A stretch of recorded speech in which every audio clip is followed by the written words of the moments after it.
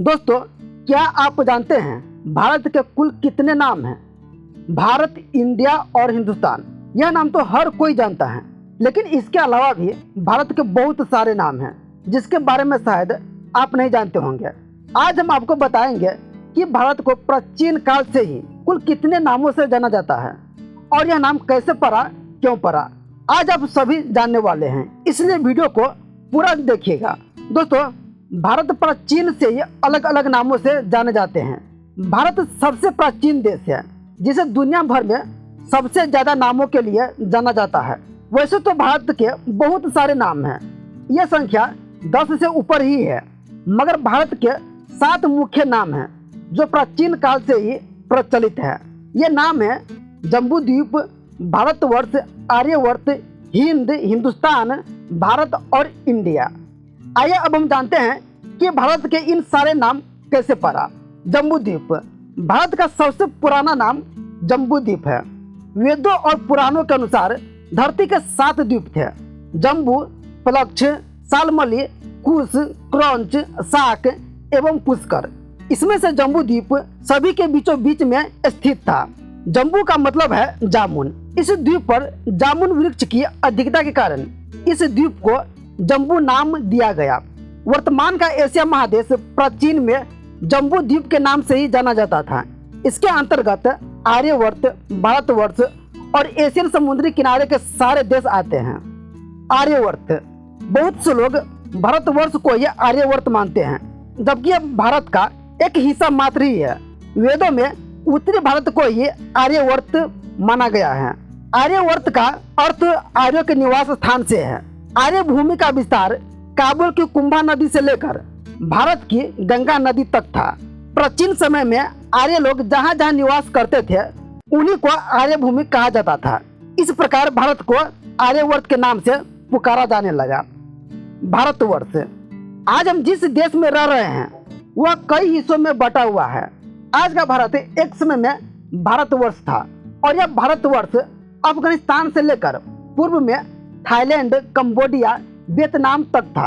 पहले आज की तरह कोई देश नहीं था। पहले के राजा महाराजा जहाँ जहाँ शासन करते थे उसे राज्य कहा जाता था। राज्यों का विस्तार समय समय के साथ घटता और बढ़ता था। पश्चिम में अफगानिस्तान से लेकर पूर्व में वियतनाम तक और उत्तर में तिब्बत से लेकर दक्षिण में श्रीलंका तक भारतवर्ष था, जहाँ अलग अलग भूखंडों पर राजाएं शासन करते थे।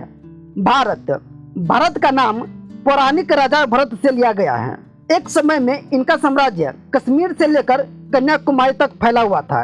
इन्हीं के नाम पर देश का नाम भरत से भारत रखा गया। आपको बता दें कि ये राजा भगवान श्री राम के पूर्वज सम्राट भरत थे, न कि महाभारत के शकुंतला पुत्र भरत। किसी किसी का मानना है कि शकुंतला पुत्र भरत के नाम पर ही भारत का नाम रखा गया, परंतु यह सत्य नहीं है। भारत का नाम राम के पूर्वज सम्राट भरत के नाम पर रखा गया है। हिंद और हिंदुस्तान, हिंदुस्तान शब्द सिंधु नदी के नाम से लिया गया है। दरअसल मध्य युग में तुर्क और ईरानी भारत में आए। वे सिंधु घाटी के रास्ते से ही भारत में प्रवेश करते थे। तुर्क और ईरानी स का उच्चारण ह करते थे, इसलिए वह सिंधु को हिंदू कहने लगे। इस तरह हिंदुओं के इस देश को सिंधु से हिंदू और हिंदू से हिंद और हिंदुस्तान नाम मिला। इंडिया, सिंधु नदी का दूसरा नाम इंडस भी है। सिंधु का नाम इंडस भारत आए विदेशियों ने ही रखा था। सिंधु सभ्यता के कारण ही भारत का पुराना नाम सिंधु भी था, जिसे यूनानी में इंडो और इंडस भी कहा जाता था। माना जाता है कि अंग्रेज जब भारत आए तो उस समय हमारे देश को हिंदुस्तान कहा जाता था और अंग्रेजों को यह शब्द बोलने में परेशानी होती थी। अंग्रेजों को जब पता चला कि भारत की सभ्यता सिंधु घाटी है, जिसे इंडस वैली भी कहा जाता है, इस शब्द को लैटिन भाषा में इंडिया भी कहा जाता है, इसलिए अंग्रेजों ने भारत को इंडिया कहना शुरू कर दिया और इस तरह से भारत इंडिया के नाम से विश्व में प्रसिद्ध हो गया है। दोस्तों, भारत के इन 7 मुख्य नामों के अलावा और भी नाम हैं और ये नाम है होडू, त्यांजू, अजनाम वर्ष, भारतखंड, हिमवर्ष और अन्य।